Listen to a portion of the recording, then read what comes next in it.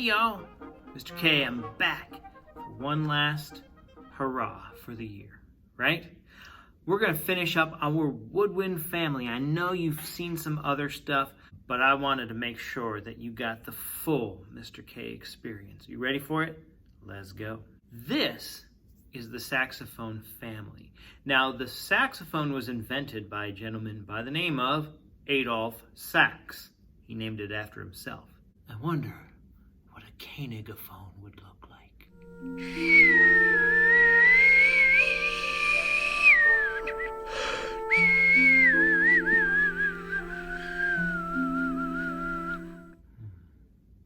Anyhow, I digress. Alto Sax invented the saxophone to be played outdoors in a military marching band. You see, the clarinet was just not loud enough, and it would get ruined in the rain because it was made out of wood. So Mr. Sax took a clarinet mouthpiece and plopped it onto a brass instrument, probably a euphonium, and he liked the sound, and so he invented a woodwind instrument that had a reed mouthpiece, and we get the saxophone. So even though it is made out of brass, it is still in the woodwind family because of its reed and because of the holes along the body. Let's check out this saxophone ensemble.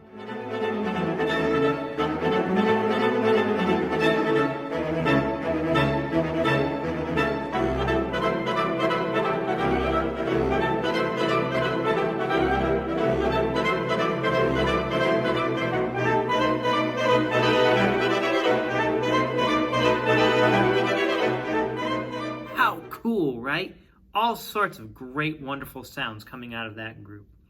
Well, if you decide in middle school that you want to play the saxophone, chances are you'll start on this one called the alto saxophone. It's called the alto saxophone because it's not the highest sounding of the instruments, and it's not the lowest. It's kind of in the middle there, all right? And the alto saxophone is about yay big. So when you hold it, you actually have to put a neck strap on so that you don't drop it, because it's a little bit heavy. Not so heavy that you can't hold it. It's a little bit heavier than, say, a clarinet, but not by much. Let's hear what the alto saxophone sounds like.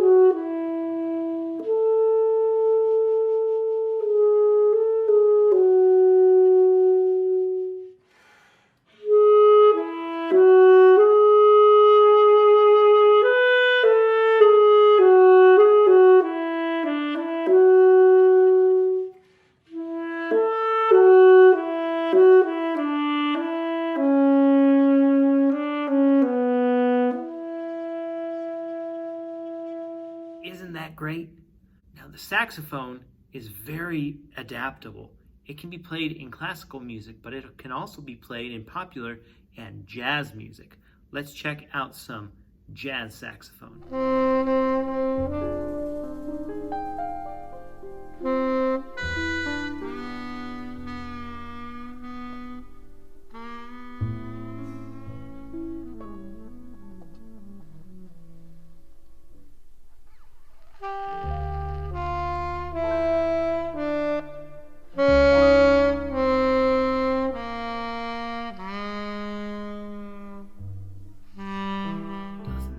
Cool. Did you know that she was improvising? That means she was creating the music while she was playing it at the same time.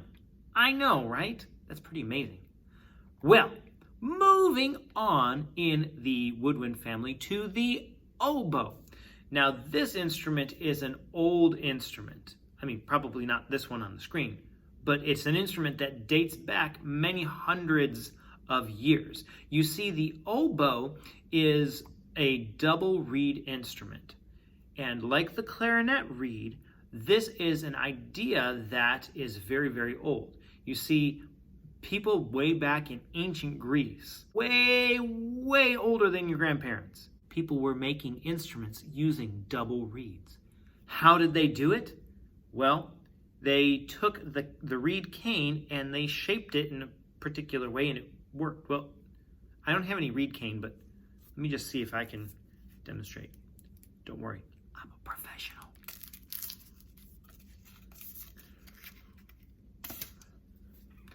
I got a straw from Sonic here. If If I blow through, it doesn't do much, right? Because there's not much vibrating there. It's just air going through. But I'm going to kind of change this up a little bit. I trimmed off the edges a little bit.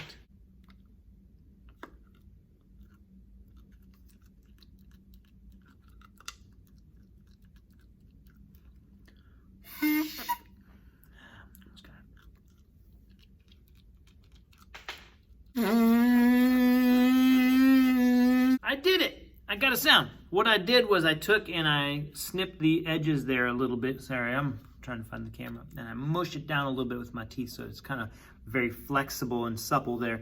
And if I blow through it just right, then the edges of the straw vibrate against one another like this, back and forth. And since they're going back and forth like that, it makes a neat sound. And if I cut this a little bit shorter,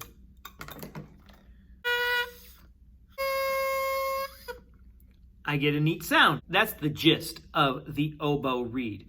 And when we make a reed, it kind of goes in a step-by-step process where we take the cane itself and we split it, and then we've got to get it wet, and then and let it sit for a couple days and trim it and fold it in half, put cork on it, wrap it up. I'll let Jonathan Fisher from Houston explain a little bit more about making oboe reeds. Here you go. You can't really play the oboe well until you can make reeds well, but you can't make reeds well until you can play the oboe well.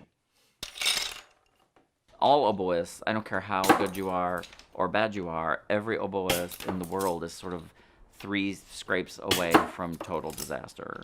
Notes not coming out, sounding like you're a beginner.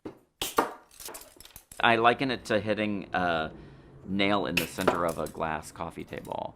Either you hit the nail or you don't hit the nail. And if you don't hit the nail... Is that a good read? Is that a good read? Good boy. Is that a good read? I'm Jonathan Fisher. I'm principal oboist of the Houston Symphony. A lot of these pieces won't make a reed. It's critical that they lay flat on the table. This doesn't have a flat spot, so that's a goner.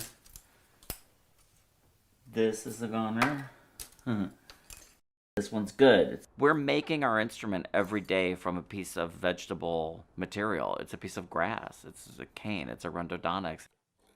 Kind of using the same technology that's been used for a couple of 100 years, and there's something very beautiful about that. It hasn't changed much, so it's very artisanal in the tradition, and it's handed down teacher to student, teacher to student. If you don't soak them, they'll crack when you start to make them. The fibers have to be supple and bendable. They change constantly, all the time. While you're playing on them, they change. The opening is a certain size, and as you're playing on them and tonguing on them, you're kind of beating up. The tip is very thin and delicate, and you're sort of beating up the tip, tonguing on it.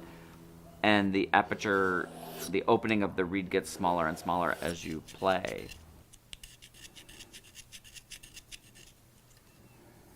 So you're sort of dealing with, it's like a moving target. As you play, it changes.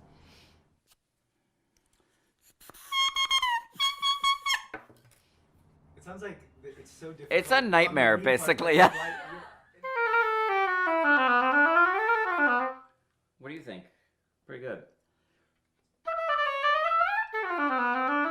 Every individual oboist makes their reeds for them, for their embouchure, for their body, for their concept of sound, for the way they blow. Everything that we do is invisible.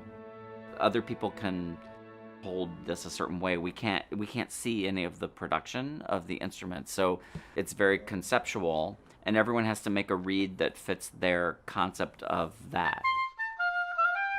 And so every oboist sounds pretty different from one another, and it's a very individual and personalized instrument. I think that makes it very similar to the human voice, which of course is the most personal instrument of all.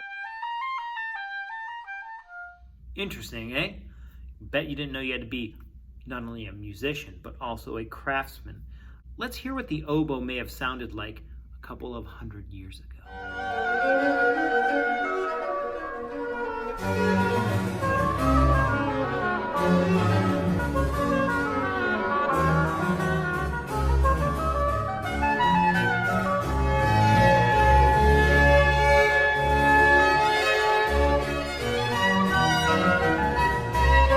How neat.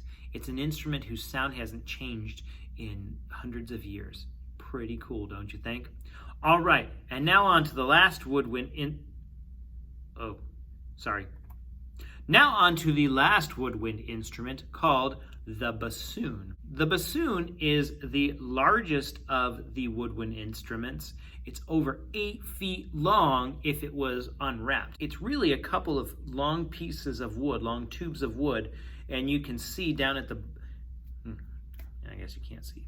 The bassoon is also a double reed instrument. A bassoon player has to make reeds just like an oboe player. Not only do you have to be a good musician, you also have to be able to craft with your hands. Don't worry, if you're a student, if you're a kid, like a 6th grader, you wouldn't have to make your own reeds. That's for college-age kids and adults and such. Let's hear what the bassoon sounds like.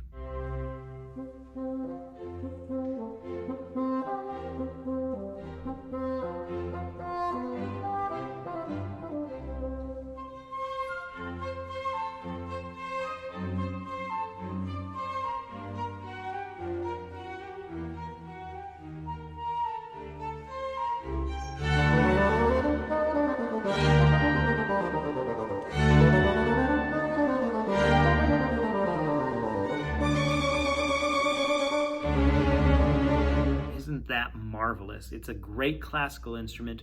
Some people don't realize it could also be used to play some pop music like this one.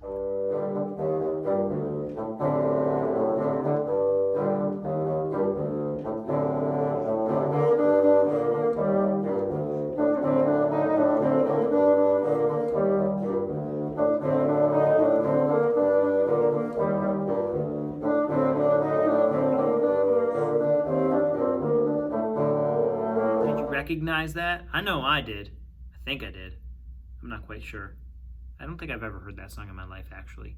Oh well. Anyhow, I hope you enjoyed our woodwind family. Maybe when you get a little bit older, like in 6th grade, maybe you'll choose to play a woodwind instrument. And if you do decide to play a woodwind instrument, I would love for you to let me know. All right, y'all. Thanks for paying attention. We'll see you later. Take care now.